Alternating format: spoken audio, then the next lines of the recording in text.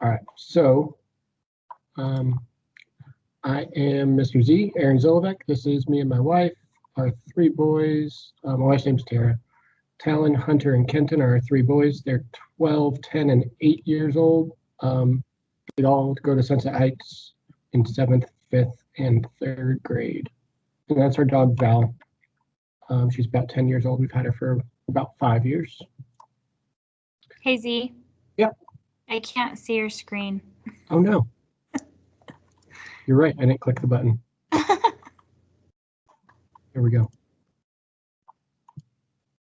All right. Sweet. So there's me and my wife. Nice. And our three boys and our dog. All right. I forgot to share screen. So graduated from Coronado in 2001, just the other side of town, Scottsdale. And then ASU in 2005, getting my master's from NAU in 2008. While I was teaching at Cactus, I was working my master's, and then a couple schools since then, 6 years at Verrado, and this is my 7th year at Liberty now. Most helpful tips to help your student be successful is just check their grades on Parent View and talk to them, encourage them to contact me when needed, just to kind of teach that life skill of reaching out and talking to other people when they need to.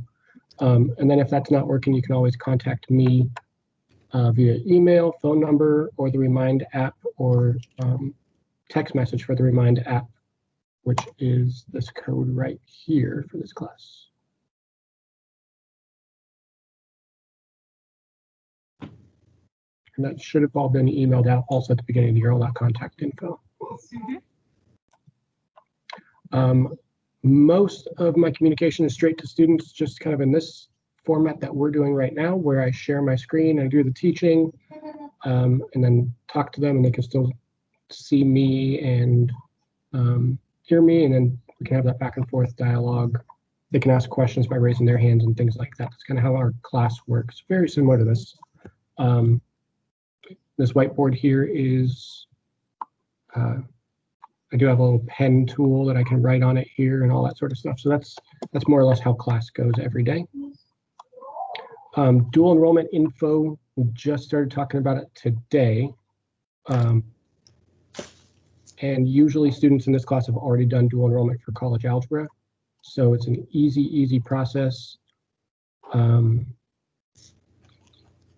it just starts with going to the admissions. We're going to do this in class a little bit tomorrow. I'll tell them to click a link, and they'll go to admissions and update their information. I'll pull that link over here. So if they've done dual enrollment, they'll just click on returning students. If not, then they do the first time dual enrollment student and just go through that process first. Our goal is going to be to have that done this week, and then we can move on to the other steps next week and beyond. And so the process, if they've already done college algebra for dual credit, there is no placement needed. Or if they're a junior or senior, there's probably no placement either. But college algebra is the prerequisite for pre-calculus. So if they did that, then it's an easy placement. It's straight in.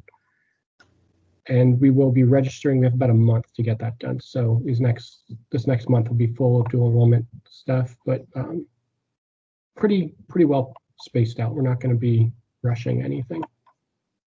And then the tuition payment deadline is the 25th, so just over a month for that.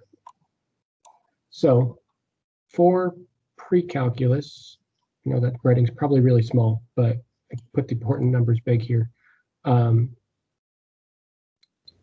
Depending on whether or not the student did college algebra determines whether or not they do 3 credits or 5 credits.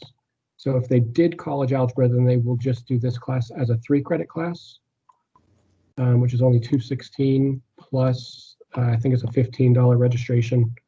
And if they did not do college algebra as dual credit, then they can recoup some of those credits also by doing the 5-credit version of this class.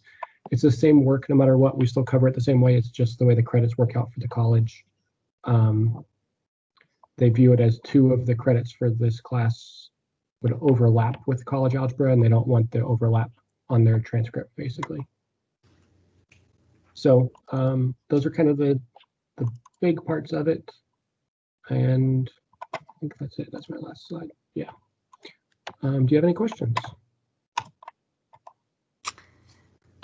Yeah, I do have one question.